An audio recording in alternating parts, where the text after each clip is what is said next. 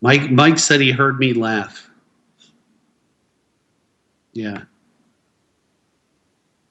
That's why your mic is muted. Technical difficulties. We could not go a week without something crashing. James broke the internet. That is correct. By hitting it with his bag. I believe that too.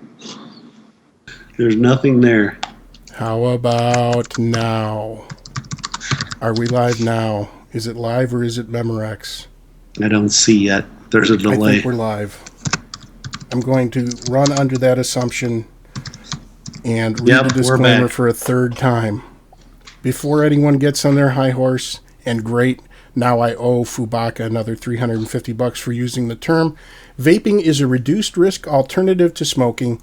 It's not completely without any risk, and anything that provides a reduction in risk and has been proven to reduce smoking in a populace is deserving of consideration and not ridicule. Snus has been around since 1560 and is only getting safer as time passes. In Sweden, 1/3 of the population use snus, and they have some of the lowest smoking rates in the world.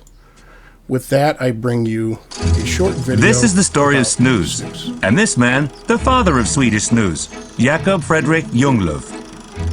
What is snus, you ask? It's a word some of you may not be familiar with, probably because it's very Scandinavian, very Swedish. That country known for its meatballs and its blondes. But maybe you've heard of snuff, the predecessor of snus. It dates as far back as Columbus.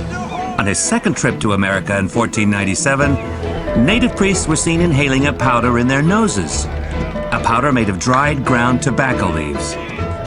Spanish and Portuguese seamen soon brought the tobacco plant to Europe, and the rest is history.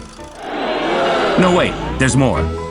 In the 16th century, it said that Queen Catherine de Medici of France was advised to crush tobacco leaves and inhale the powder to help cure her chronic headaches. After that, snuff became known as a miracle cure and was very popular with French aristocrats. It wasn't long before snuff spread amongst all of Europe's upper class, and of course to the Kingdom of Sweden. By the end of the 1700s, tobacco was being grown in about 70 towns across the country. Swedes' snuff habits began to change in the 1800s. Instead of sniffing it, many mixed it with water and salt and placed a pinch under the lip. That's when snuff became snus. Many farmers started to make their own snus variations, and soon small manufacturers were popping up with their own local brands. 1822 was the year snus manufacturing had its big breakthrough. The man who revolutionized this process was Jakob Fredrik Ljunglöf. Remember the guy we mentioned at the beginning? he can be credited with laying the groundwork for the Swedish snus production of today. Ljunglöf and his number 1 or Etan blend became a household name. His son Knut followed in his father's footsteps. The so-called king of snus took the secret family recipe into the future, ensuring his Ljunglöf brand was of the highest quality standard. Etan even made its way to Pope Leo XIII in Rome. A Swedish visionary with the same passion as the Ljunglöf family was J.A. Boman, the man behind General, another premium quality brand Swedes have enjoyed since 1850. By 1915, Sweden had formed a tobacco monopoly, AB Svenska Tobaksmonopolet, which eventually became what we know as Swedish Match today. Our mission at Swedish Match is not only to preserve these classic brands like Etan and General, but also to be groundbreakers, to further develop snus, offer more choices, more flavors. All in an effort to keep the modern snus user coming back for the same premium quality they expect. Quality based on a 200-year-old Swedish tradition.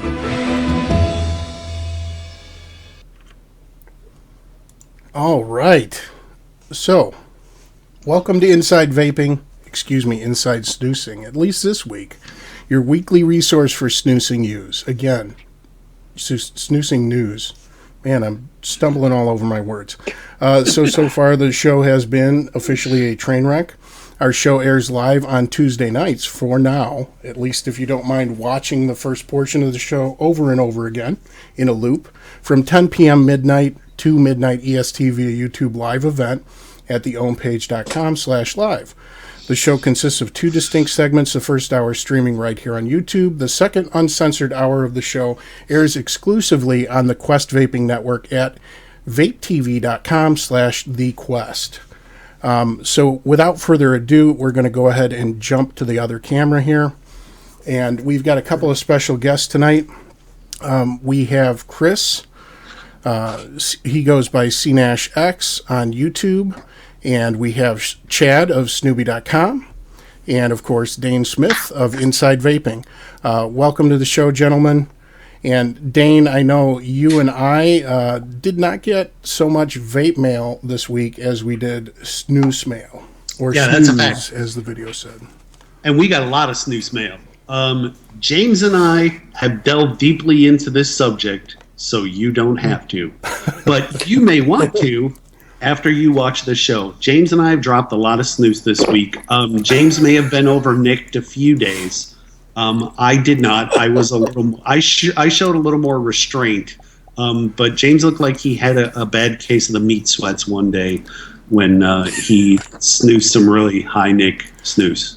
I think I may have at one point. I unfortunately, and you gentlemen I'm sure are familiar with the product, but I bought something called Thunder Ultra Frosted White Dry. Yeah. And I didn't really pay attention to the nick content, but it's, what do they, I know it isn't as high as they claim, but they claim it's 42 milligrams per pouch. Yeah, it's 42 milligrams per gram, but the pouches are very light, so it's somewhere around 27 milligrams per gram with the actual pouch weight, or 27 milligrams per pouch with the actual pouch weight. Yeah, that's still mighty stiff. Yeah, that's mighty stiff. For that brand, there's not as much what they call free nicotine as you would see in like a Swedish Match product. It seems like Swedish Match gets more free nicotine at a lower nicotine levels, and you get a little better of a hit. Correct. So one of the first things that we want to address, and the main reason that we had these guys on the show, is currently Swedish Match is seeking modified risk status with the FDA. So basically, they no longer want their product to be labeled. Let me just show you this, just to give you an example. I know I had a can that said this on it. I don't know if I have mine with me or not. I don't. So no, I've got this some one. somewhere. Okay, here you go. This is a perfect example right here. Okay, Swedish Match, the General. How do you pronounce it? It's General. General. Okay. General line is the one that's most commonly available in the United States. And you can see the warning label here. This product is not a safe alternative to cigarettes. So let's say you're a smoker and you've heard good things about Swedish snus, and you walk into a convenience store that sells this and you see these warning labels, how likely are you, considering your motivation is probably not that great to quit smoking already, how likely are you to try something like this if it basically states the same things and has the same warnings that you would find on a pack of cigarettes? The truth is, in its current iteration in portions and with the standards like Swedish Match's Gothiatech process, how long have they been using snus in this form where the nitrosamines are so greatly reduced? Gothiatech's been around for a long time.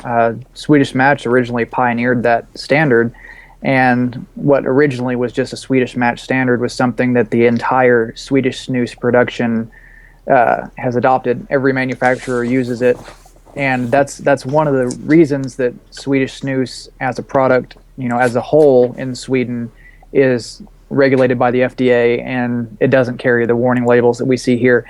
And that's something that we don't have here in America, because all of the snus makers here in America, they all produce things separately. There's no standard. So that's a problem that we run into here with those warning labels, is because they can't take them off all the products because there's no industry standard in America versus the industry standard that we have in Sweden. Let's talk about the Gothiatech standard, because this is something that is uniquely Swedish Match, correct? Correct. Yes. It is. Yeah.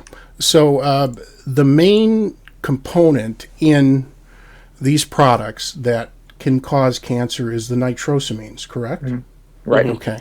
So this standard that they've set, you can see here the limit, the allowed limit, and then the content in these products. And these are snus, as is snus, and you can see the components here.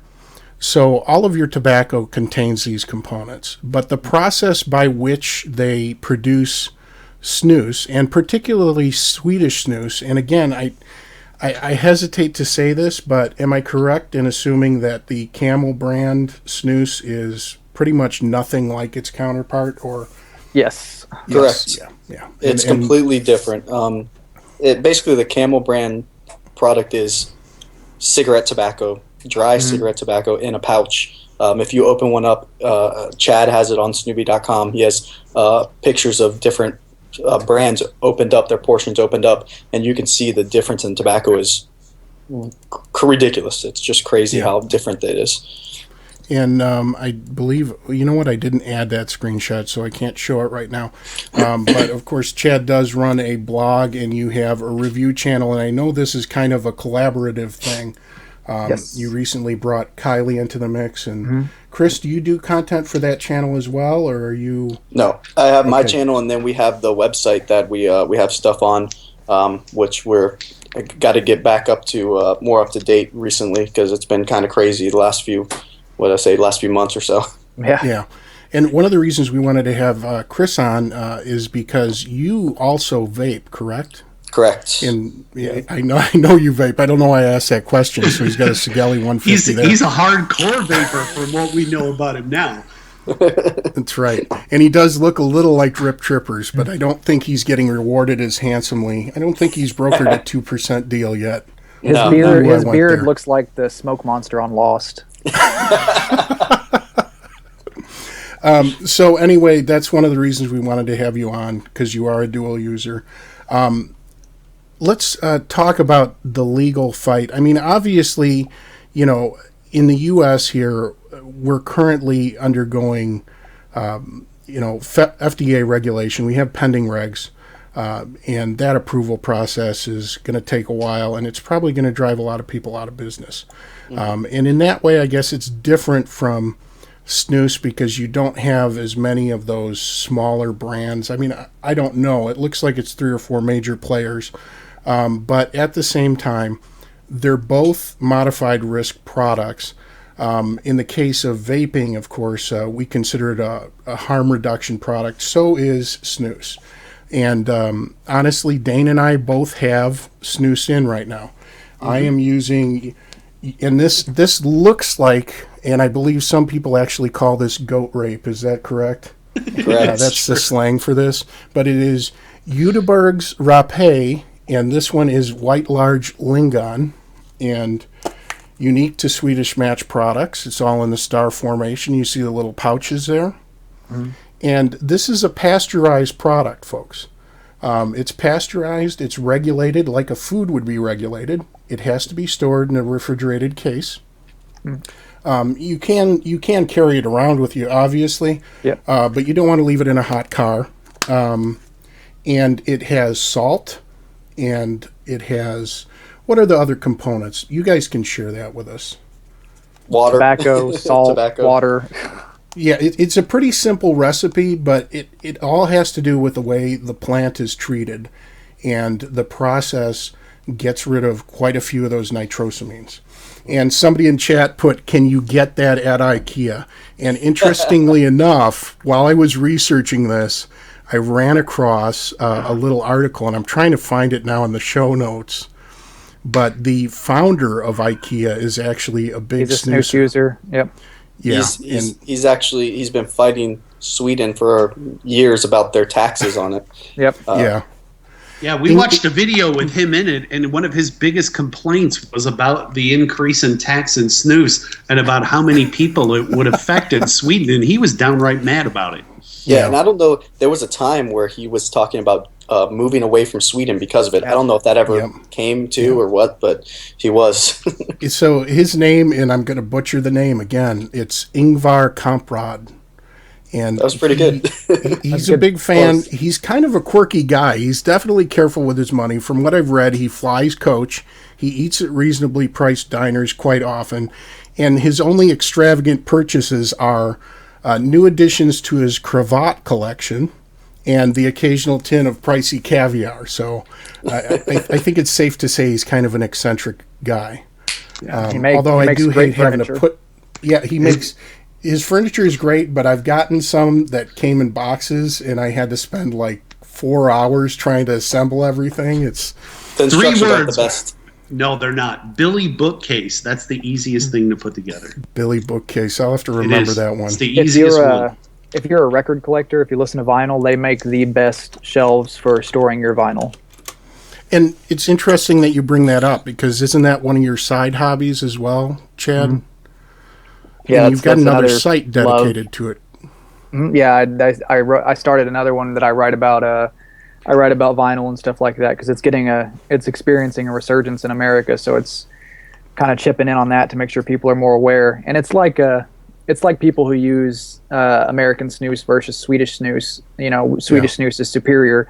It's like listening to music on an iPod versus listening to a record. If you're a diehard music fan, that's the best and most pure way to listen to music because of the quality. So yeah. You know, we speak of harm reduction a great deal in our industry, and we as vapors, we're all well aware of its merits. But at the same time, I think we fail to mention alternative methods of harm reduction, which are in the same legislative boat as our industry now. Snus being a pasteurized product and put through an incredibly strict set of standards. And I encourage everybody watching tonight to go look at the Gaviotech standards and take a look at what it entails. Its oversight is performed by the Swedish version of the FDA and must meet or exceed a very stringent set of standards in order to be sold as Swedish snus. Also, snus is sold and categorized as a food product, which I think is incredibly important as far as categorization goes.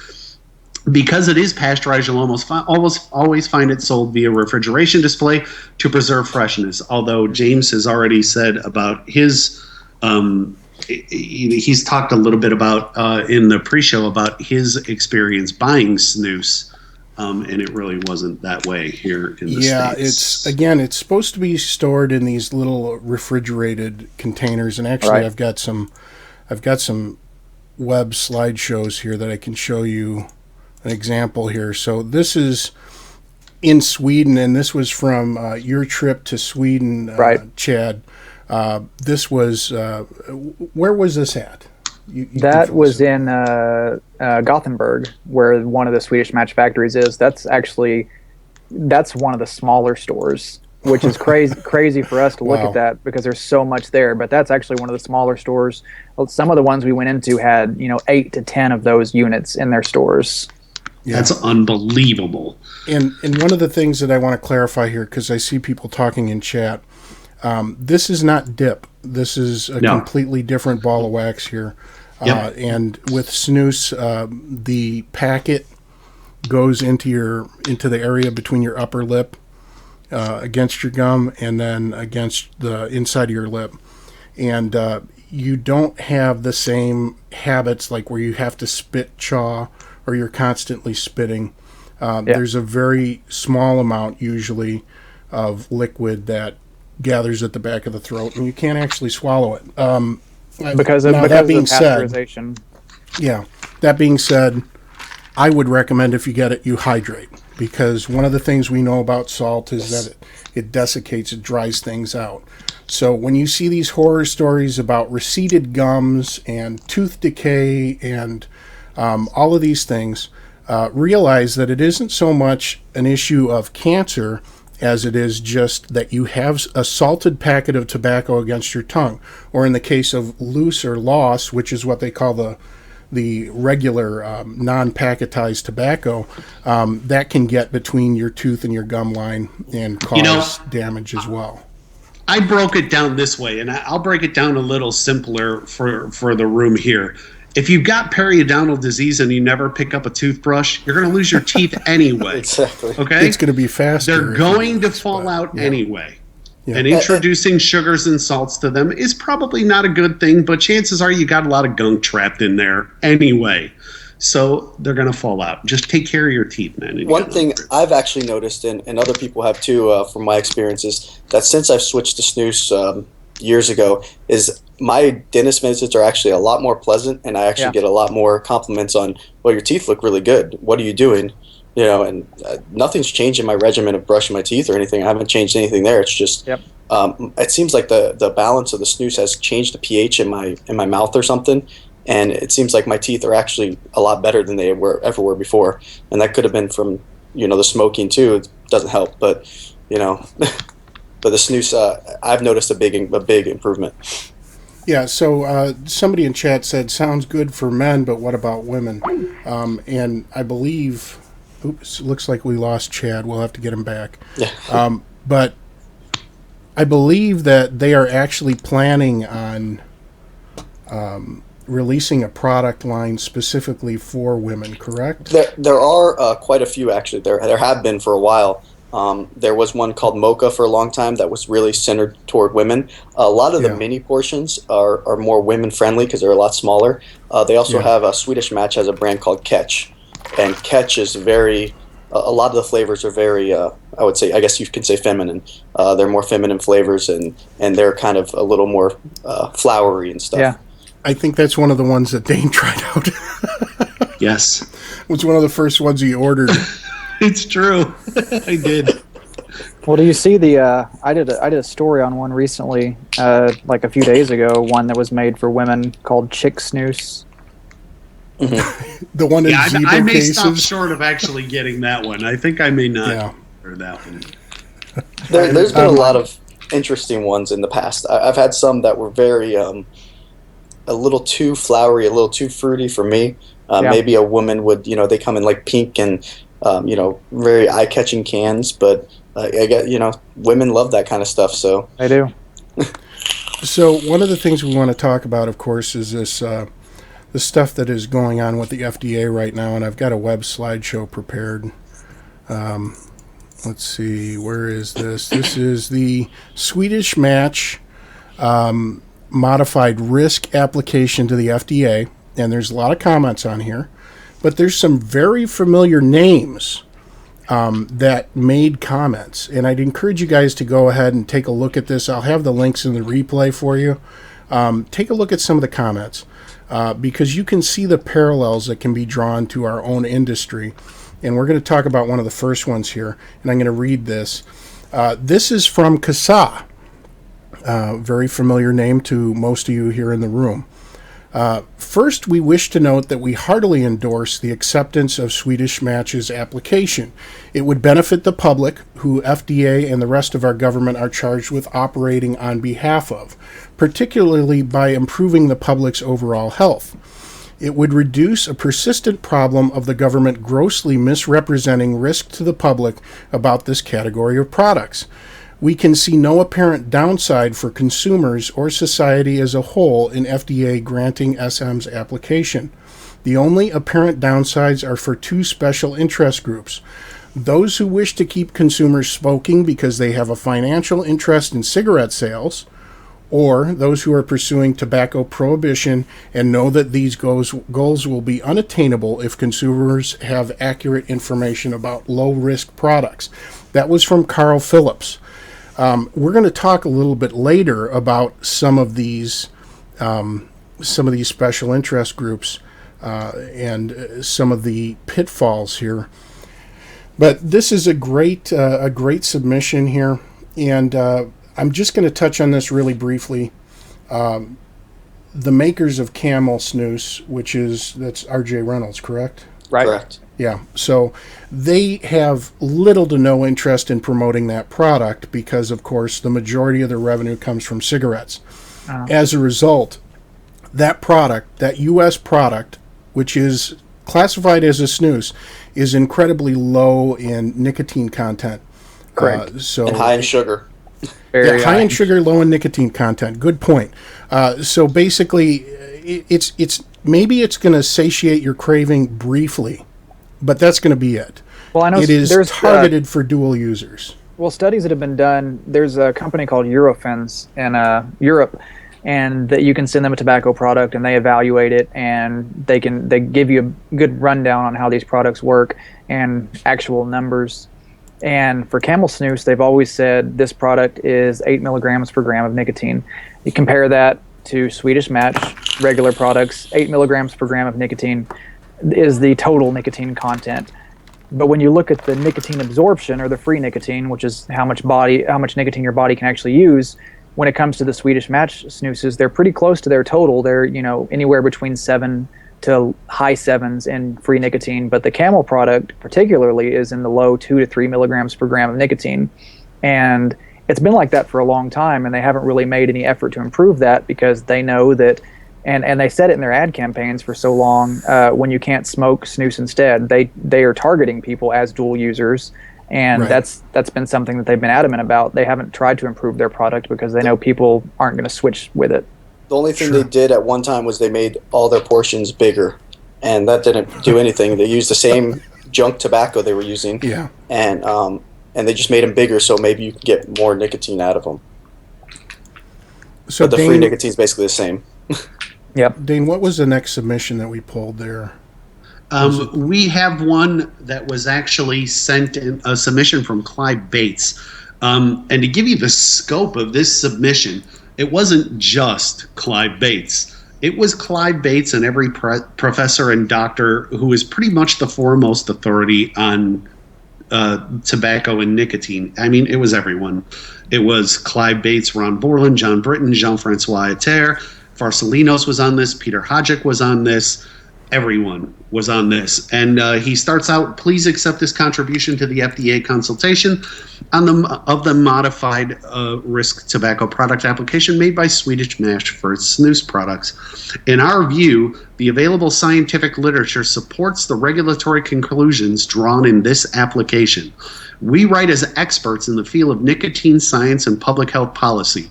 We wish to make the following observations relevant to the FDA's examination of this application. The experience of Sweden and Norway suggests significant and continuing population public health benefits have been achieved as a result of use of snus as an alternative to smoking or use of snus to quit smoking. In the country Sweden, where snus use has been widespread and increasing among men, it is now clear that mortality attributable to tobacco among men is lower than in any other EU member state, and that the use of snus has been an important contributor to this situation. It is no longer appropriate to discuss the risk of snus use without reflecting the benefits of switching from smoking to snus or using snus instead of ever starting smoking. And this applies equally to the growing market for snus in the United States. That's something you touched on there. It's called the Swedish experience, if you read over it. And in Sweden, they have some of the highest tobacco use in the EU, per citizen, but they were one of the first countries to go under the World Health Organization's goal of smokers. and that also shows with their cancer-related deaths in Sweden as well. So that's something that people say for so long whenever they talk about harm reduction is look to Sweden because they have a high tobacco use rate. It's snus, but they have lowest rate of smokers and the lowest rate of tobacco-related illnesses and deaths. So that's something that the FDA has been pointed towards as what's called the Swedish experience.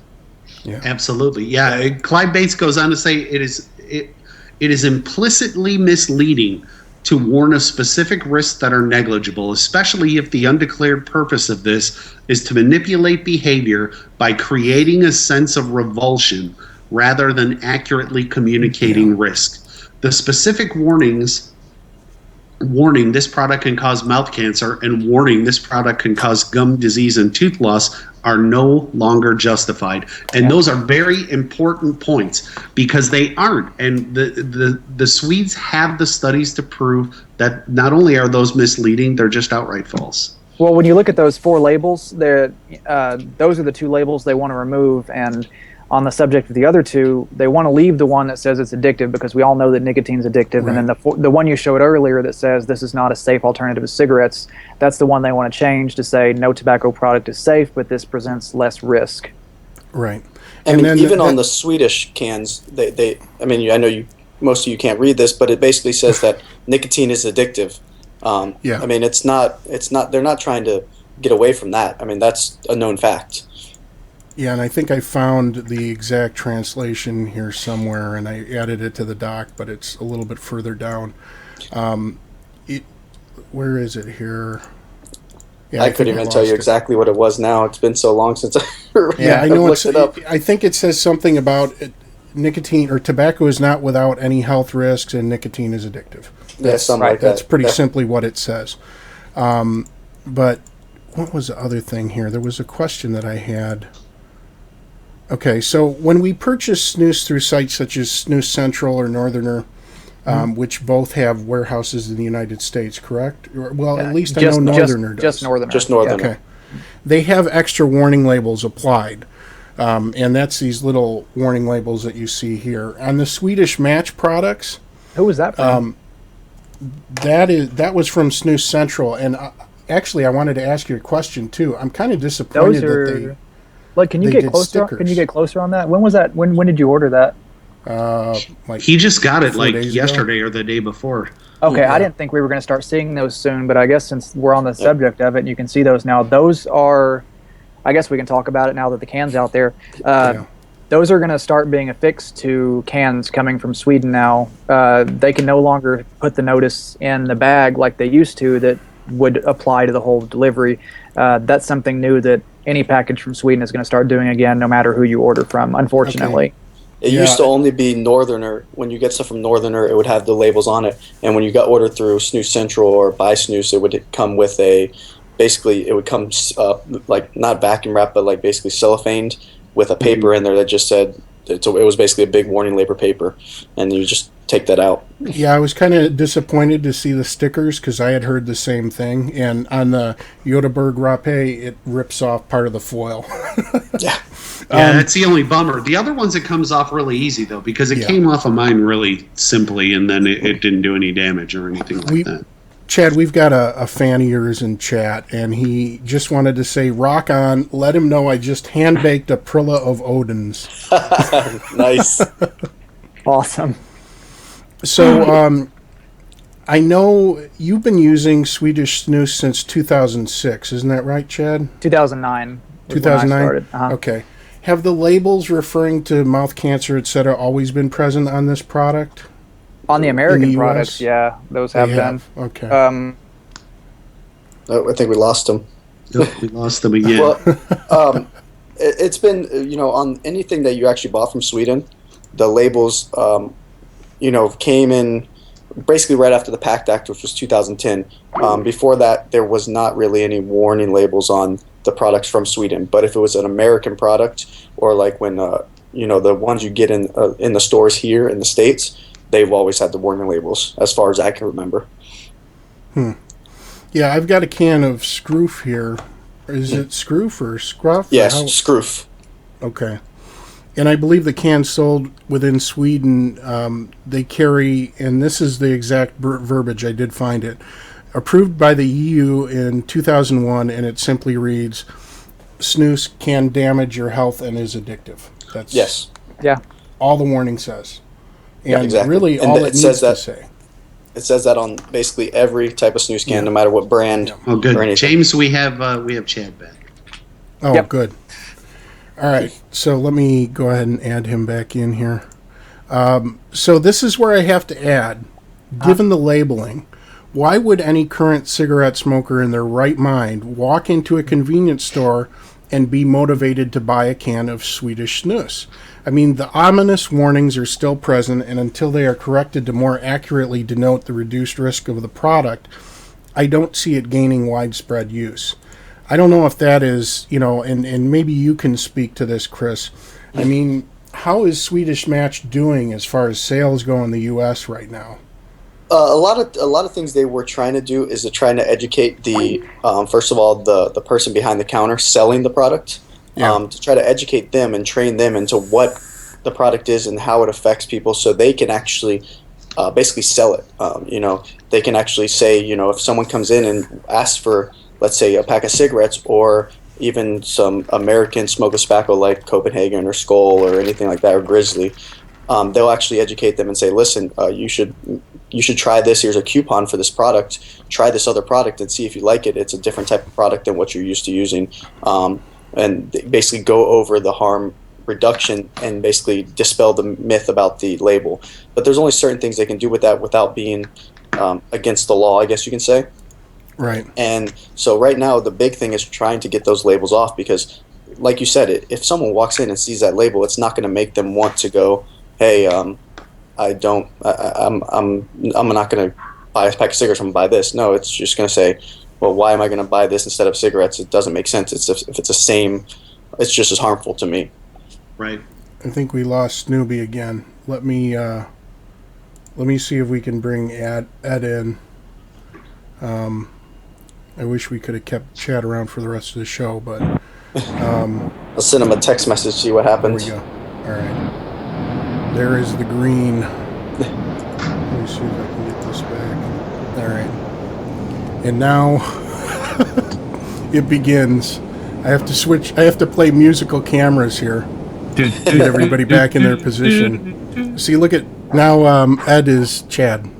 Yep, that's what happened. And let me move Ed's lower third over. We can call Ed Chad. Hi. Or Can a we? Chad. Dad. Hi, I'm Chad. Welcome, Chad. You've been renamed. There we go. Now we did that renaming on the fly. Look at how slick that was. Cherry Skull is my And favorite. now Chad. Oh no! My OCD is flaring up. Sean, walk me through this. How do I handle this? All right. We'll call you back, Ed. All right, so there was a question in chat. How much do these cans cost? It varies. I can tell you as of today, I live in Arizona. I went out to a local Circle K, which is a gas station near me. It is a 24-pound tin, but it's actually plastic, not really a tin, but a can. And it was $2.50. And if I were smart enough, which these guys pointed out to me earlier, and now I feel like a moron, there is actually a $1 off coupon right underneath the label there that you can use, which would make it a whole whopping $1.50 Nice. here in Arizona. And So also, that's how much they cost. If you go on, if you're going to buy General, if you go on their website and register, they'll send you coupons all the time, and you'll get these coupons for $1 off, free can if you buy one. So you do get some deals like that. Depending on what state you live in, just like any other tobacco product, is going to depend on the price. I know down here in Florida, it's $7 to $9 depending on where you go. Some states it's $3, $4. Just really depends where you're at in the country. Yeah. So let me finish up with this Clyde Bates thing. The MRTP, he continues, the MRTP regime is flexible enough to take account of new evidence and to adjust warnings if necessary. So the MRTP is basically a committee that has oversight into the the process of regulating something as a modified risk. This implicitly and correctly recognizes an element of uncertainty, but acknowledges that regulators have to make determinations based on the available evidence and their judgment, taking account of the reality that the case for retaining the status quo does not have a convincing evidence base. And the point with all this is just, when you have a product that has an established record and has been in use for 200 years, I mean, look at it. Vaping, how long has vaping been around? I mean, realistically, we're talking about what? It's like 7 years, 6 years? If you count, I think, the China stuff, 10 years maybe? Max? 10 years? Okay. And we're just now starting to see health studies being released. I mean, there were some studies released 3 or 4 years ago, but by and large, this is unknown territory. And I'm not saying that to scare people. I'm just saying it because we're talking about an industry that's basically in its infancy. Right. Everyone knows that I'm a standards guy. I come from the food industry, and we have standards in the food industry, sanitation standards. I really encourage every viewer to check out the standards. It is ridiculous. It will blow your mind. When I watched these videos about how this product is made, it was beyond impressive how not only incredibly clean, but precise.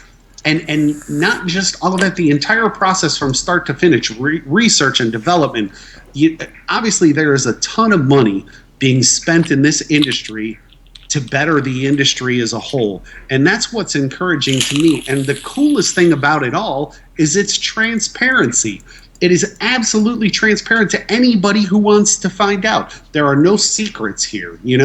Of course, there are old recipes for snus and things like that are proprietary, but it's the same way with e-liquid. There's no real secrecy here. It is a wide open process that, and this humble reporter's honest opinion, a lot of other industries could follow and use as an example. And I mean, that's one of the main problems they're actually going through with some of the stuff is, with the Gothia-Tech standards and with the Swedish experience that they're trying to sell, is that some of these other manufacturers are trying to jump on to that as well. But the problem is that they're, here in the States, they're talking, well, this only applies to Swedish Match. This is a Swedish Match thing. You can't, then they're saying they can't apply it to other brands, which by far and large, most of these brands use the same type of standards and they do the same basic process. So it's not like they're like laxing on standards. They still meet in the European version of the FDA, but over here it's just they're not getting that same point across, basically. Yeah, right. I guess the takeaway from reading these comments submitted is that those who choose to snooze should be viewed as allies in our current struggles with legitimizing vapor products in the eyes of the world, honestly. This brings up an interesting point. And I know Snus Central's Facebook page had a link to this article by Brad Rodu over at the Heartland Institute. The path to a modified risk approval is very difficult, and those conflicting interests that we talked about and those parties that we talked about earlier are one of the reasons why it looks like Chad has dropped again. He's just having all sorts of problems. There we go. All right. So this article is actually titled NIH Funding Stifles Tobacco Harm Reduction Research and Support in Academia. Yeah. To explore the influence of NIH funding, start with members of the FDA Tobacco Products Scientific Advisory Committee, or TPSAC for short, or TPSAC, as I would like to call them. TPSAC advises the FDA about regulatory actions, including any applications submitted by a manufacturer for a modified risk tobacco product, which is a vital part of tobacco harm reduction.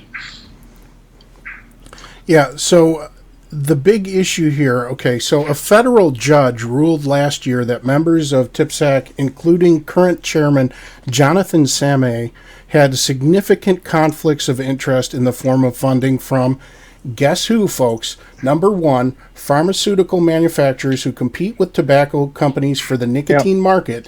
And number two, lucrative contracts to testify in lawsuits against the very industry they judge. He called TPSAC's findings and recommendations at a minimum suspect and at worst untrustworthy. Yeah, TPSAC members also have a conflict of interest with respect to NIH funding. And this is important. In 2014, 6 of the 9 current TPSAC members had grants totaling $28 million. Such outsized funding must be assumed to color decision-making, particularly on regulations such as NIH toxic and tobacco harm reduction.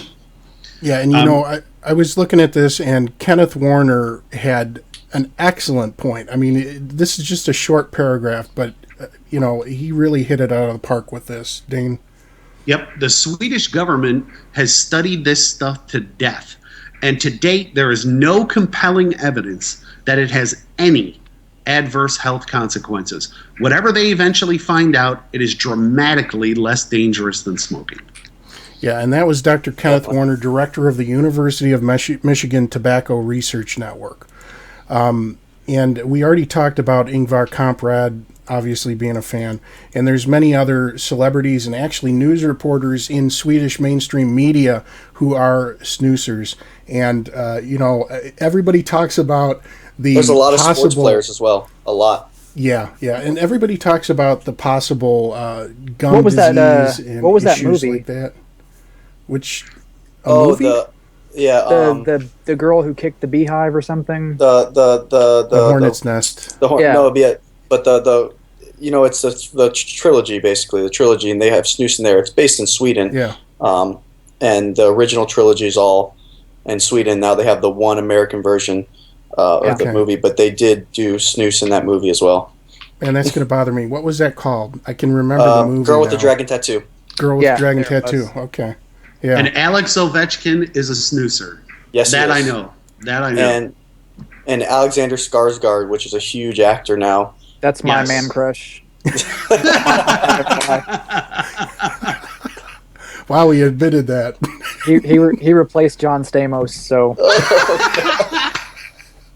That's recorded for posterity, right there. That's right. Oh, that's great. Do you have those Chobani commercials on repeat? Up, you can tell them that. They're like, mine is the guy from the Transporter. Yeah, that somebody in the chat said the girl who kicked the hornet's nest. I knew that was one of them. Yeah, that's the second one. Yeah, or that's the third one, I think, if I'm not mistaken. So we've got a little Q&A prepared here for Chad, and obviously we're gonna talk to Chris as well. We didn't know we were gonna get Chris until just a few minutes before showtime. Sorry about that. Join us. That's okay.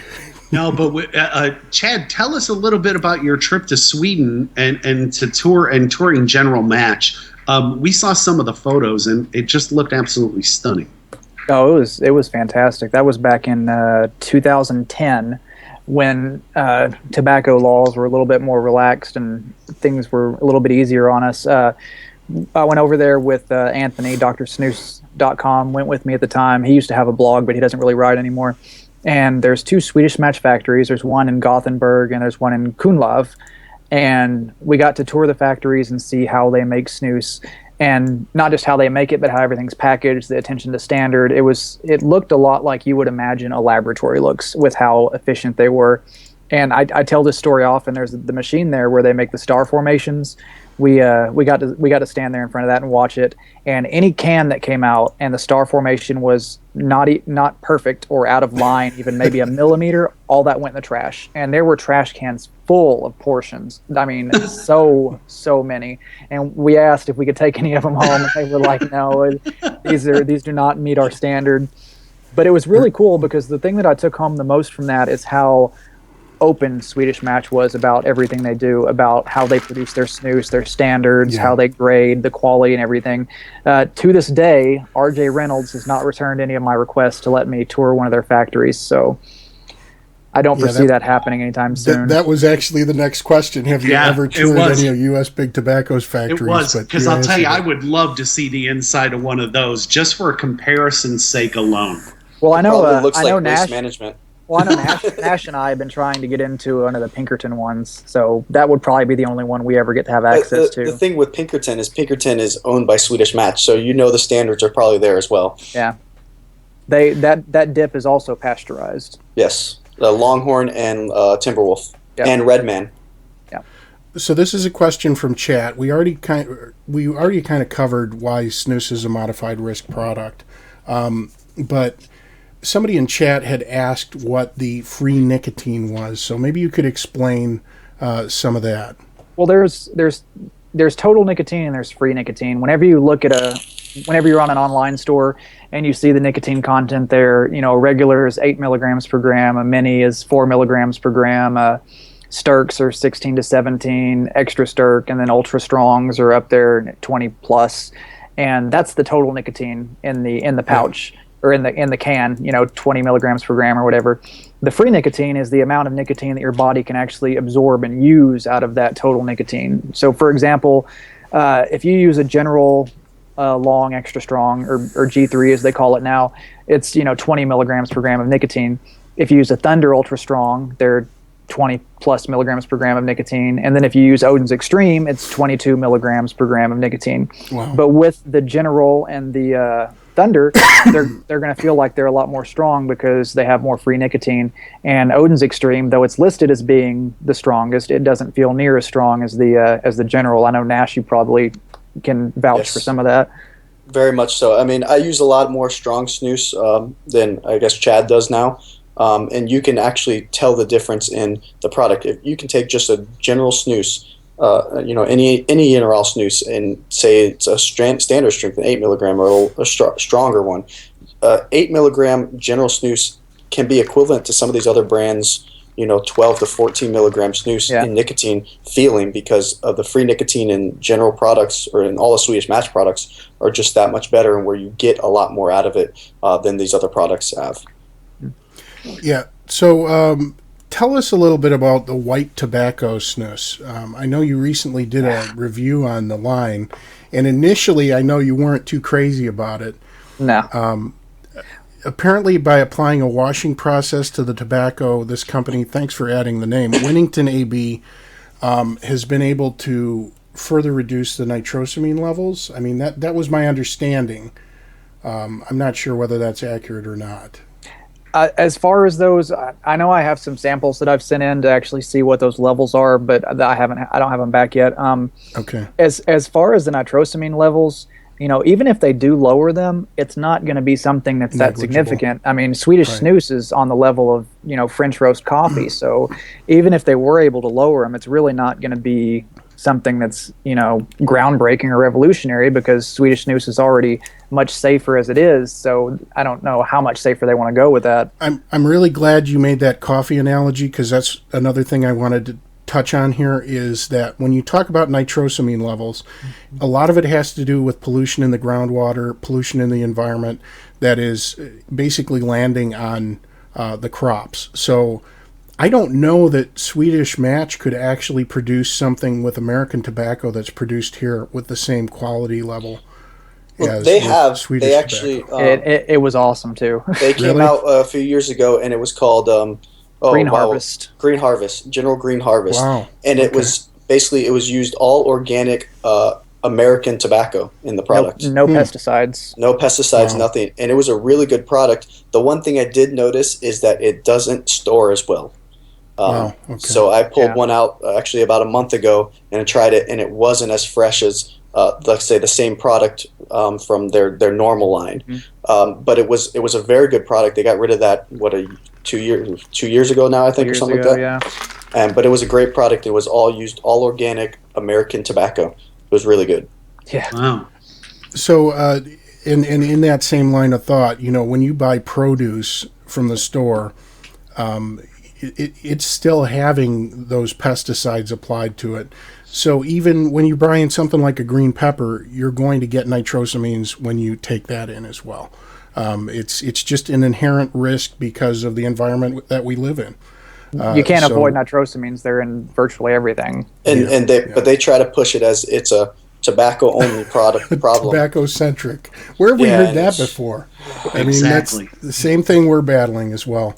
And even being regulated as a tobacco product, because quite honestly, and this is where I guess we do differ, because, and I'm sure you guys would even agree with me, I mean, I don't believe that vapor products should be regulated as a tobacco product. The nicotine is extracted, it's purified, it's, it is no longer, it is a byproduct of the tobacco plant because that's the highest yield that's available. Well, that's one thing that I feel for that with the vapors is because it's something we run into with the snus in the snus world a lot. Is they're always attacking nicotine as what's dangerous, and I know I'm sure that's what they do with vapors as well, is saying nicotine is dangerous and deadly and stuff like that. But it's not. It's the nitrosamines and the carcinogens that are dangerous, not the nicotine. The one problem I see that if it's not labeled in a tobacco related thing, then all of your juices are going to be labeled as NRT products. And when you get into that, the pharmaceutical jumps in, and then it's going to cause a whole nother mess of things if you get involved with the pharmaceutical companies. Yeah, we would almost have to seek a new classification, and I don't know if that's possible. At this juncture in time, we're so far in. You'll be 25 years out for that with FDA, how it works now. Right. Yeah, that's true. Now, I know some of our viewers vape for the flavor. In some cases, they vape for clouds alone. I mean, we've got some people that are on zero nic. Another subset vapes to satisfy the hand habits, and I know Sean alluded to that in chat as well, that they developed over years of cigarette use. But there's still quite a few vapors who do so for the nicotine. And one of the things that I'm noticing, and again, part of this trend has to do with the fact that, and Chris, I'm sure you've noticed this as well, when you have people that are you have SUB-OHM builds and you have drippers with huge air holes. The nicotine hit is, or at least the feeling is there after a minimal amount of vaping. And that's why we see greatly reduced nicotine levels in juice. I mean, I remember when you could order 36 milligram from shops, and now a lot of them are topping out at 18 milligram. And I think I saw a line that was only offered in 3, 6, and 12 the other day. I remember that before, I can't remember who it was now, they used to sell, they only sold 24, 36, and 42, I think it was. This was like 3 or 4 years ago. And then now you go to those same brands and they only sell, like you said, some only up to 18, some to only 24. You don't see 36 milligram almost at all anymore. No, it's hard pressed. James and I know a woman on our network, on one of our networks, who actually vapes 36 milligrams, and she usually has to have it formulated specially because that's all she vapes. Well, because now with everyone going sub-ohm, and not a lot of people, people don't use Cardo tanks or Cardos really that much anymore. That's where you use the higher nicotine because you weren't getting as much. Your hits were a lot That's less, true. and now you're taking massive puffs, and you got cloud chasers that are freaking. You're filling your lungs to capacity, and that's where you're getting all the nicotine through the inside of your mouth and your lungs. So.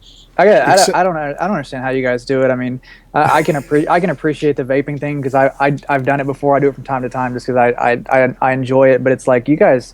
Your devices you make are like the fucking Terminator. I mean, yeah, they are pretty intense. That's true.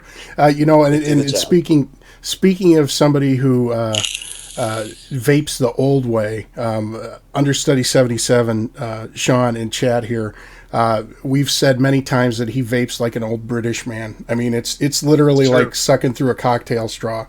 It's a really tight draw. And Dane too. That's true. I like it as airy as possible. Me too, buddy. That's pretty much where I'm at too. So let's talk about the delivery of nicotine. Because I vape normally, like if I'm using an e-roll, if I've got my little stealth vape kit, I'll have 18 milligram in it. Because it's mainly just for the nicotine.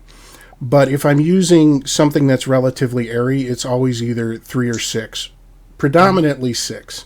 And that's what I'm vaping tonight as well. But when I delved into this product again, and just to give everybody an idea, I did try it several years ago. I was away for training, and we couldn't smoke on the premises of this training. This was back while I was still on cigarettes, and I was really jonesing for nicotine. And I noticed this guy who had what looked like what looked like what is it called? Stuff? Yeah, he had. It looked like a can of Copenhagen, but he opened it up and he showed me little pouches inside and popped one under his upper lip, and he gave me a can of it, and it was a can of General Mint, and I didn't know where to get any more, but I went through that can that week, and it was a very satisfying feeling. Basically, it wasn't the same peak that I would get from smoking a cigarette, but it was a very even, satiated feel to it, and that's what I liked about the product. And now experiencing it again, being a low milligram vapor, it satiates that need for nicotine so much so. And Dane, you know this for a fact. I filled up this little mini billow tank here, which holds what? It's less than 3 mil, I think, or maybe 3 mil exactly. And I went an entire weekend without vaping that entire tank. And all I was doing is popping a portion in maybe once every hour and 15, hour and 20 minutes. And that was enough for me. Yeah. And it was actually kind of liberating in a way, because my wife and I went to the mall and she's like, "Where's your mod?" And I told her, I'm like, I didn't bring it. I mean, batteries were dead and I just didn't grab it and I don't need it. And, I've got a chart. I'm going to see if I can show you this. I've got that on a screenshot. Yeah, I'm going to pull that up for people right now. So let me toggle these off here. Again, the most unprofessional professional show in vaping right here, folks. How about repeating the start of the show like 6 times? So let me see if I can find this here. Okay, so this is from Tobacco Truth. This is an older article. It was 2012, I believe. Yep. So they talked about nicotine concentrations and delivery. And here is the chart. Okay. And that's yeah, you can. Well, you might have a different chart, but anyway, the one that you can see that drops down right away, it goes to 12. It's got little circular dots. That is a cigarette, and you can see that drop off. It's got this little slide curve, and it drops off relatively quickly. It peaks high, but look at snus. Look at pouch snus there, which is what I'm using right now. So over a period of 2 hours, look at how gradual that drop-off is. As far as efficiency goes, and it's not an experience like what we experience with vaping, because unless we chain vape with low milligram, we're just getting spikes. We're getting spikes of nicotine, then it's dropping off. And I found myself getting a little bit irritable at times when I didn't have the vape handy. So I almost felt like I was a slave to it. Like I was literally puffing on it every minute. Honestly, it's every like 20 seconds when I'm at work, especially on a stressful day, versus just popping a pouch and being able to go through a 2-hour period.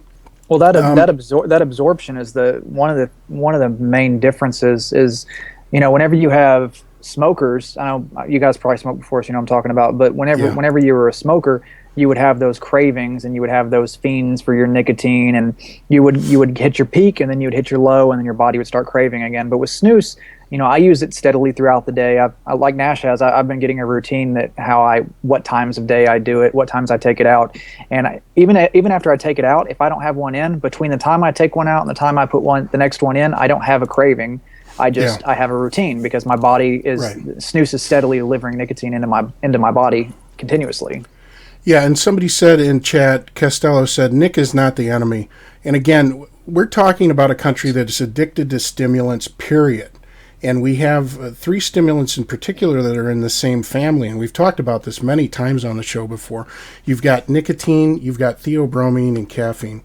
And they're all stimulants. They're all addictive to various degrees. And, of course, theobromine being in chocolate, that's the one my wife is addicted to. Mine too. Particularly at a certain time of the month, but I'm not going to get into that.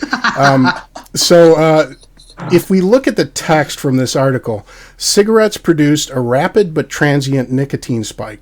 Peak blood nicotine levels of around 12 nanograms per milliliter were seen 7 minutes after starting to smoke, followed by a steep decline.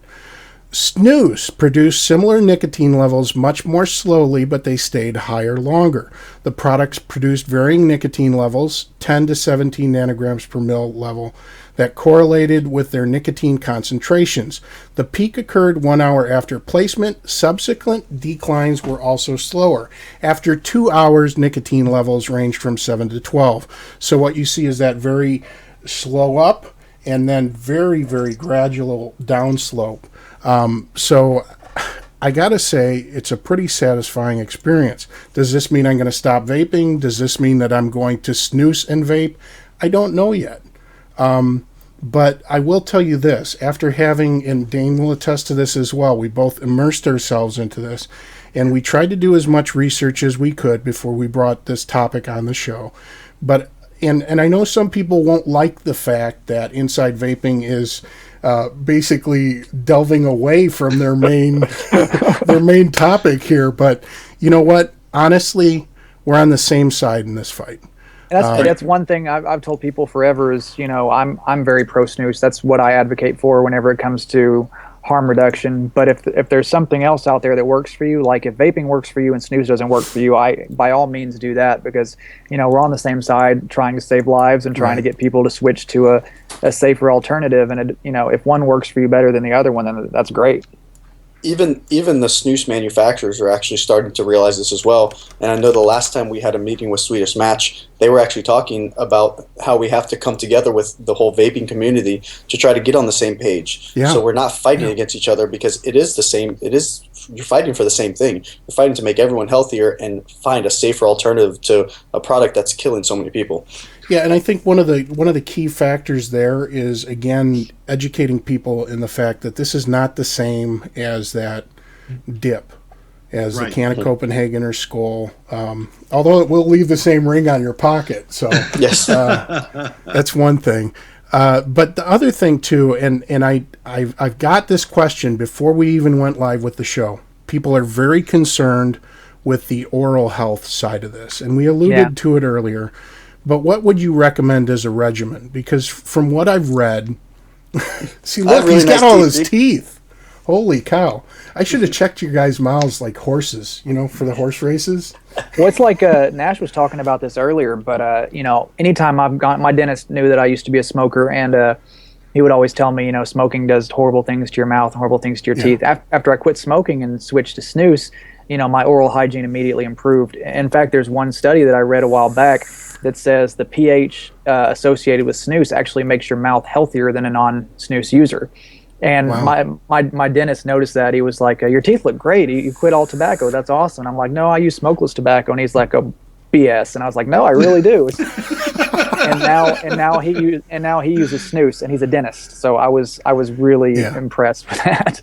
So you got a convert there.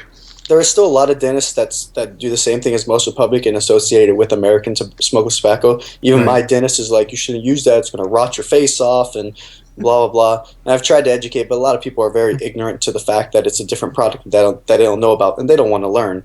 But like Chad was saying, I've noticed a dramatic increase in my oral health. It's been it's night and day from what it used to be.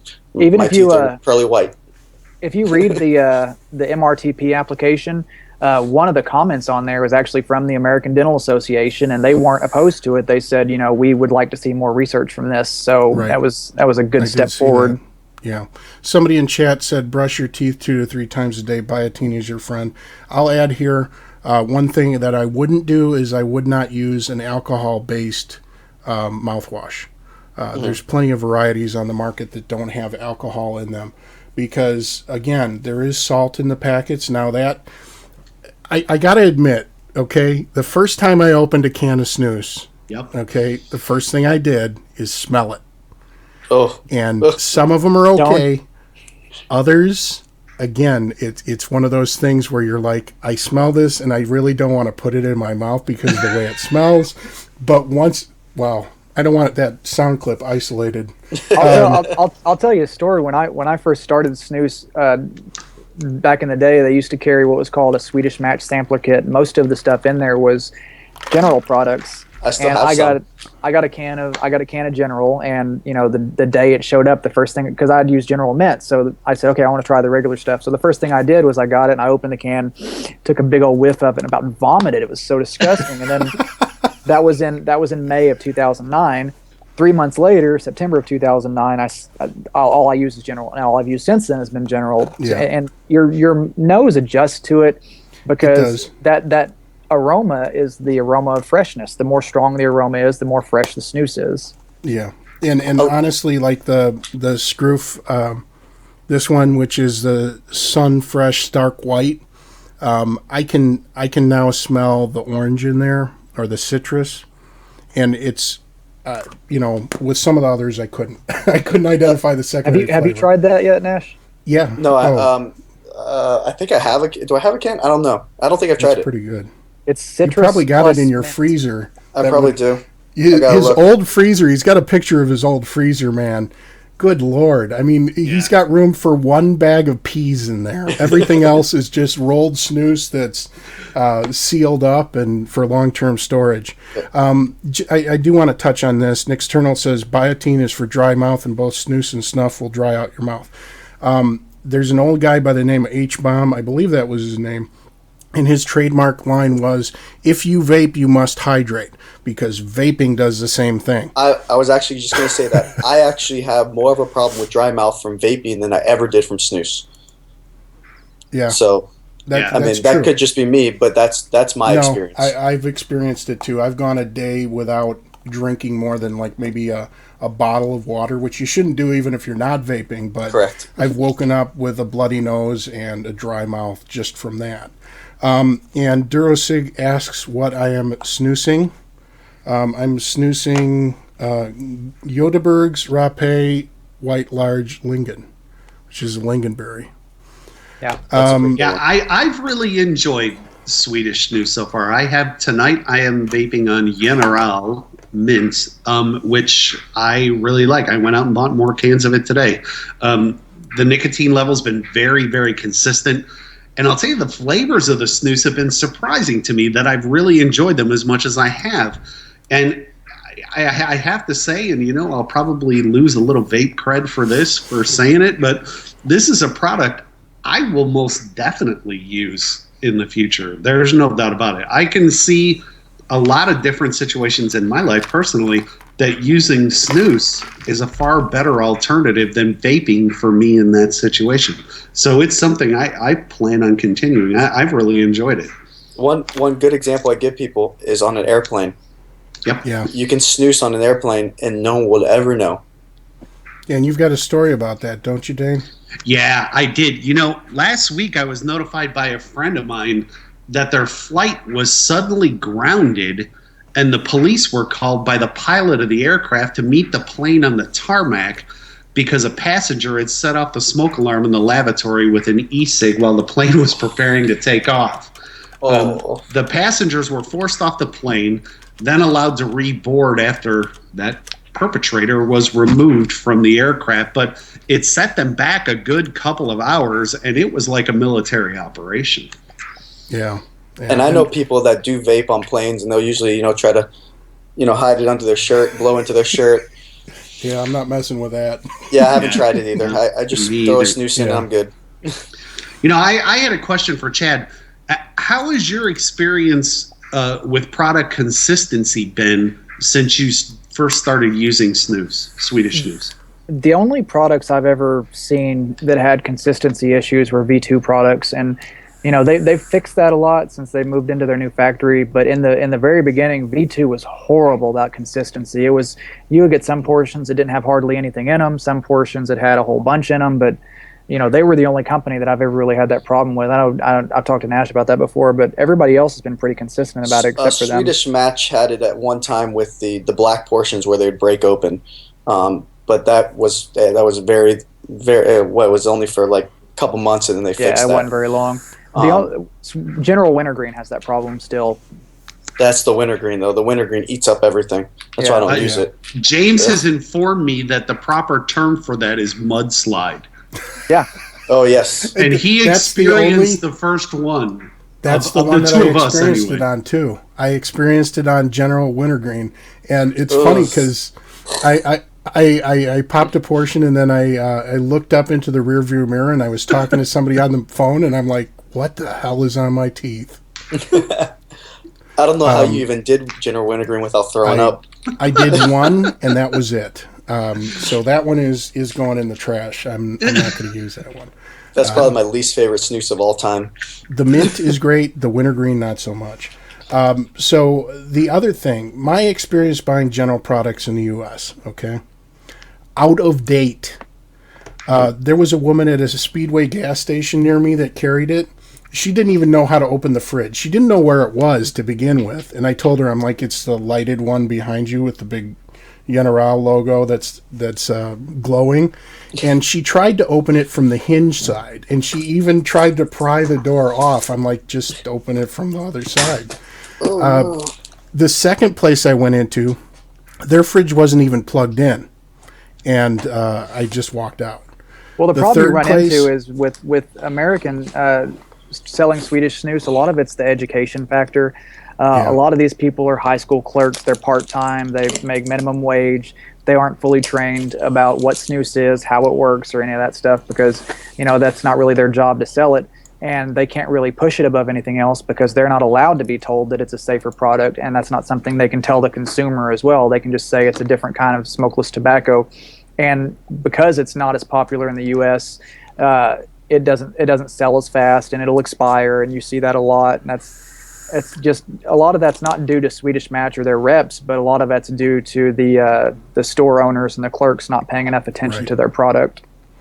Yeah, my experience was different. My experience buying snus in the U.S. was when I first bought my first 2 cans, it was at a cigar shop. A very knowledgeable man who clearly was, probably the owner, I'm assuming, he knew the ins and outs of Swedish snus. He had a beautiful brand new refrigerator there. He even commented to me how much better it was than its U.S. counterpart. And then we joked and he said, yeah, if only more people would buy Swedish instead of the American stuff, they'd probably like it a lot more. Well, while you're on the topic of in America, I know people are probably going to ask, but if you want to find Swedish snus in America, there's 2 good ways to do it. You can go to generalsnus.com and use the store locator for General products, mint, original, wintergreen, loose, or you can go to snusdistribution.com, and that's kind of the placeholder until they get a store locator that has a list of stores in the U.S. that Cretec works through. It's at Philip and King now, I think, but they sell Thunder, Odin's, Jacobson, and Northerner brands in the U.S. And they used to sell Odin's, but they don't anymore. And they have a pretty good list of stores. With Swedish Match, it's a lot harder to get them to sell it in your area. But with Snus Distribution, the guy who runs that, his name's Rick Charles. He's a good friend of ours that we've known for many years. A lot of times you can just send them an email and say, hey, I want snus in my area. And a lot of times within a month, you'll see it in your area. So those are... I need to get that guy's info. I want that snus in my area because the people who are around here are morons. I was like, and you were spot on with your description because I saw the cooler when I went and got it today, and she's like, what? I go, no, it's right there. And she went to the cigarette rack, and I'm like, no, the General. She goes, what are you talking about? I'm like, it's right there. And then she finally got it. And she's like, this. It doesn't have good product placement. One of the reasons R.J. Reynolds took Camel Snus out of the chillers is because it gives them better placement with everything. Swedish Match wants to sell in the chillers, and it takes up a lot of countertop space, which is why a lot of times you'll see it under the counter, behind a display, because it takes up space. All right. People in chat are asking for links, so I'm going to go ahead and copy this in here. So Snus Central, which actually... And James and I can both attest, and this is not a testimonial. We do not know them. James and I have both ordered from them. They are very prompt. They are very, very quick. I will warn you ahead of time. It is expensive to ship from Sweden. Let's talk about that a little bit. Yep, you're going to get sticker shock because it is. If I would recommend, look at all of the products on the page. Look at all the products that you might be interested in and buy as many as you would like at once. because then it will justify the shipping cost. The shipping is what, $22? It's anywhere between $22 to $30. The reason that is because of the PACT Act that passed in 2010. It requires snus to be shipped via a carrier that verifies age. Everybody went with UPS, and that was a reason that they did that. And now it's a shame that you have to do it this way, but it's only economical if you buy in bulk and you look for stuff on special. I buy the same stuff all the time, and I only buy when there's specials going on, and I buy in bulk. I buy premium brands, General and Göteborgs Rapé and stuff like that, but I get it when it's on special. And my bulk order with shipping is usually $3 to $4 a can because I buy it economically and I buy it in bulk. But, back when me and Nash first started snoozing, there was a store called GetSnus.com that we used to order from, and you could buy a can of snus plus shipping just if you wanted to try out one can of snus shipped to your door for probably $6 to $7. It was great. It was great. You used to be able to, and they also Get Snus always had free shipping deals going on. So every couple of weeks you'd see free shipping today. So you'd order like 5 cans. Oh, I want to try these 5 cans, and you get free shipping. You'd end up paying $2 a can or something. Yeah, and it was awesome. Yeah, Kazar's got a good point. Group buy. There you go. Get together with all of your friends, talk about who wants what, and then split shipping, and you're good to go. There you go. So I've got a weird question for you, but one product in particular kind of fascinated me. The name is god awful. I got to admit it. How do you feel about Old Ving fudge? Okay, Old Ving. It's actually not that bad. It was originally called Old Viking, but due to trademark issues, they had to change to Old Ving. But Old Ving fudge is awesome. It tastes fantastic. It doesn't taste like fudge, right? No, it tastes kind of like chocolate and coconut is what Larry. That's one of Larry's My joke favorites. to him was that he'd be packing fudge if he used that snus. Man, now I don't want to buy it. The one guy from Snus Central, Larry, that's one of his favorites, I think. Yeah, he gave us some when we were on a trip. Oh, it's not bad at all, actually. It surprised me very much. It's very economical as well. Yeah, it's made by GN, which makes Odin's, so it's the same company as that, and it is not an expensive snus. Chocolate and coconut actually sounds good. I'll tell you what is a really good combo. I got the Göteborgs Rapé lime. Mm-hmm. Really good. I'm addicted that to plus beer is amazing. Well, that's amazing, and also, it's a combination of lime and salt. I mean, what goes better with beer? But I drink LaCroix coconut, like a carbonated coconut water. Yeah. And that combination of the lime and coconut water is out of this world. It's like a great, it's a great combo. Anyway, we are going to cover a couple topics about vaping. Who would have thought it? Unfortunately, I'm not able to get the live update on the Indiana bill situation. Of course, for those of you who are uninitiated, Indiana is trying to pass a bill that would require licensing for all e-liquid production within the state. Portions of it I agree with. There's other portions that I do not, because I believe it's a way for them to bring more revenue into the coffers and basically regulate the small businesses out of existence. So that is going, it went for its third reading yesterday, and now they are working with vapors to try and change some of the requirements in the bill. So it's very encouraging to see that they're actually working with us on it. I would encourage everybody to check out the information. Hopefully we'll have him on next week. I believe his name is Evan, and he should be calling us next week with an update. But what we want to talk about is North Dakota, and this is kind of a landmark bill. They passed a bill classifying e-cigarettes as non-tobacco products. In a disarmingly rational decision, lawmakers in North Dakota have passed a bill that both bans the sale and use of e-cigarettes by minors and classifies e-cigarettes as non-tobacco product. The move was criticized as a stealth method of preventing future taxation of e-cigarettes, and others worried that it sends the wrong message to children. Think of the children. Of course, everybody's always worried about that. But in the end, common sense won out. Instead, they passed another bill classifying e-cigarettes as nicotine devices, which is a more accurate description for them. So there were a total of 3 bills being discussed that day. 2 of them had verbiage banning sales to minors. One of those would have labeled liquid and equipment as tobacco products, complete with descriptive warning labels. Again, we're talking about those descriptive warning labels. That's the same thing they wanted on e-liquid.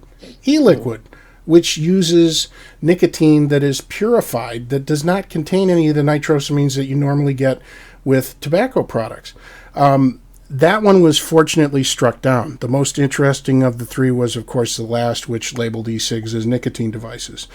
This move by North Dakota is groundbreaking in that it correctly applies the label of non-tobacco product to vaporizers and liquids. Now, with that being said, I don't think it's going to affect, e-liquid being classified as a tobacco product by the FDA. And that's pretty much all I've got on that. Yeah, when the e-cigarette bills were being considered, lawmakers also decided against an increase in cigarette tax, which is shocking to me. The plan was to raise the current 44-cent tax by $1.10. That's so Chicago right there, bringing it up to the national average. This might not be directly relevant to most vapors, but the arguments made in opposition to the move were the sort of thing we want to hear from politicians when discussing these issues. Representative Rick Baker hit the nail on the head. It is not our job to raise taxes to try and mold people's behavior to what we think is better and more healthy lifestyle. Representative Vicky Steiner, a member of the committee that recommended not passing the bill, asked, "Why would we increase a tax on our people simply because they have an addiction?" and pointed out that the bill would unduly impact low-income smokers. Both representatives brought up an excellent point, which is often overlooked. Unless you subscribe to the nanny state we know better than the general populace attitude, why would you burden the people in your state with a perpetual tax on products? Some people might think, oh, it's cigarettes, so I don't care. The truth is that an attitude like that is very myopic, with the widespread classification of e-cigs being a tobacco product. Wake up. Even taxation on analog cigarettes could leave the door open for future punitive taxation being levied against vapor products. In summary, the article ends with this. It's good to see a state reject the thoroughly unfair tobacco product definition and all the baggage that comes with it. Absolutely. So we were going to actually play a section from the Legislative Council in Indiana, but we're going to save that for next week. They did have a disclaimer on their video that said, no part of the audio or video coverage provided, including closed caption text, may be used for commercial purposes intended to result in a profit. Well, good news. Inside Vaping broadcast is provided as a public service, and we have yet to receive a check as the result of a broadcast. Cough, cough. Rip trippers. Yes, we were warned that if we use it, Dane, we will come and kill you. So Nice. That's right. We already covered this last topic here, so I think that's pretty much it, guys. Did you want to touch on the EU snus ban any? Yeah. Let's definitely talk about that. And that was actually one of our questions. Why was snus banned in the EU? Okay. We'll back up. In the 1980s, USST they set up production in Scotland to produce moist snuff, and they were accused of marketing the product to teenagers. So a lot of people in the general public, there was a lot of outcry, but none of the states were involved in any particular discussion because snus wasn't very well known outside of Scandinavia at the time. So in 1992, there was what's called the All Oral Tobacco Products Ban, and it banned all products that were not intended to be smoked or chewed. So cigarettes and chewing tobacco remain legal, but not snus. And in 1995, when Sweden joined the EU, they were exempted from the snus ban because snus was such a large part of who they were. And so fast forward to 2010, and there was a company in Finland called Snus Worldwide that shipped snus throughout the EU, and they were accused of smuggling. So around the time that happened, any shops that were available that were shipping in the EU were quickly shut down, and that's when the EU snus mail ban started. And one of the things you see now is a lot of manufacturers have found a clever way to get around this, is that they sell their product on stores that are like snuff stores that sell nasal snuff, and they call their loose snus, they call it chew, and then they call their portion snus chew bags. and they have it marked to where it's not snus, it's chewing tobacco. Odensnus.com, when you check out, you have to check a box that says, I'm going to use this as chewing tobacco, not as snus. So that's a way that they've been able to get around it. But the EU snus ban has been kind of illogical, because you look at how prevalent smoking is and how they haven't attacked smoking at all, but they attack snus, which is much safer. So a lot of it's, politically motivated. Yeah, and, we were going to also mention another comment that was on the blog, but I closed the window, and now I can't find it. Was that professionalism again? No, I had there was a comment in chat, and normally I don't address too many, but I'll address this one. Is it the snus snobs and snus geeks? No, it's over on YouTube. I saw that one. The guy on the bottom right corner looks like a dumbass. Thank you very much. I appreciate that. And I appreciate that you're still tuned in, even though I'm a dumbass. Hold on, let me fix this for you. Now you're redeemed. No, I just wanted to address that one. Just that one in particular. We love our trolls here at Inside Vaping. We do. The trolls are everywhere, man. That's right. That's right. Okay, so thank you very much, guys, for joining us. This is the part of the show where we adjourn to the uncensored VapeTV.com version. This was censored? Yeah, it was, but that's okay. Occasionally we let one slip out, because we don't have to pay a fee when we drop an F-bomb. And Oops Wow Surprise says, the most professional train wreck in vape casting. That's absolutely well played. I have no idea what the replay is going to look like. A lot of editing there. That's right. On the floor. Again, thank you very much, Chad and Chris, for coming on. I really appreciate it, guys. And I'm sorry about the last minute request, because of course, we're not good with planning out our guests. That's one thing. We are. And I'd like to personally thank you both. Thanks for doing what you're doing. I certainly appreciate it, because you have made my entry into this product so much easier by the informational videos you guys put out. It's really helped me a ton, and I just wanted to let you both know how much I appreciate it. That's the reason we do it, is because when we first started, there weren't any people doing it, and like with my website, all of that is funded from my pocket. I don't get any money from any tobacco companies or any stuff like that. I have Google ads on there that I make about $20 a year with, that help me pay for my hosting. Our forum, GoSmokeless.org, Nash pays for that out of his pocket. So we do everything we do. We do everything we do for you. Yeah, we do it for you guys to help people. Yeah, and stay tuned for the Bag of D award winner over on the after show. So I don't know if you guys can read that, but it is literally a bag of D's. So we'll save that for the after show. You guys are welcome to join us for that, but I know, Chad, you've got kind of a tight schedule, so it's entirely up to you. And you might not want to be subjected to the train wreck that is the after show. Oh yeah, you think the trolls are bad now? Oh man, you have no idea. They come out in costume, huge. But Chad, definitely stay in touch, buddy.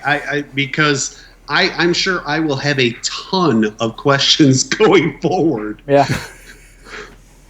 Yeah, so that's it for the show tonight, guys. Thank you very much for joining us, and we will see you guys next week. So catch us on the after show. I'll go ahead and put the screen up here. VapeTV.com/thequest for the after show. And I'm going to drop a little hint here. I'm going to drop a little hint before we go. You're not going to want to miss the after show today. Ed the Green is going to have a very special performance. Very special. Yes, and it's not to be missed. Let me just, I'll drop one hint. He won a Grammy for this. That's correct. Yes. That's correct. All right, good night, everybody. We'll see you next week.